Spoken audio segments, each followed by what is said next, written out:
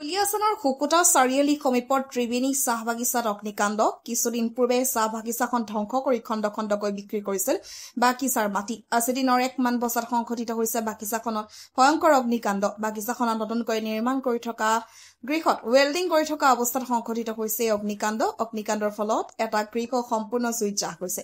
ঘটনাস্থলীত oil India অগ্নি নিৰ্বাপন বাহিনীৰ লোক গৈ অগ্নিকাণ্ড নিৰ্বাপিত কৰিবলৈ সক্ষম হয়। দুলিয়াজানৰ পৰা কিশোৰ কুমাৰৰ ৰিপৰ্ট, নৰ্থ ইষ্ট। বহি আছিলো তহঁতে ৱেল্ডাৰ তাৰমানে এইটো মেচিন দেখিছ ন, এইটো চাই লওক। এইটো তলতে বহি আছিলো, তাৰমানে ৱেল্ডাৰে ৱেল্ডিং মেচিনৰ পৰা ৱেল্ডিং কৰি আছিলে। সেই লৈ লৈছে, কাপোৰ চাপোৰ কিবা দি লৈছিলে।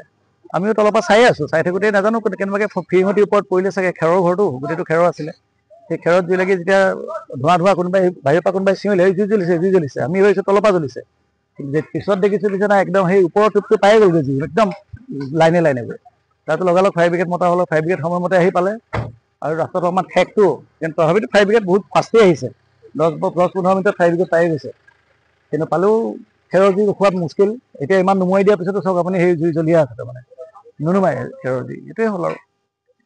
মানে এটাই ভাল যেনিবা, কাৰো কোনো যান বাহনৰ কোনো হেৰি নাই, কাৰো কোনেও দুখ চুখ পোৱা নাই বা তেনেকুৱা ধৰণৰ কোনো প্ৰব্লেম নাই হোৱা। কিন্তু ঘৰটো জ্বলিলে আৰু ঘৰটোৰ ওপৰৰ চালখন জ্বলিলে। বাকী এতিয়া চাওঁ কি কৰোঁ, সেয়াই আৰু।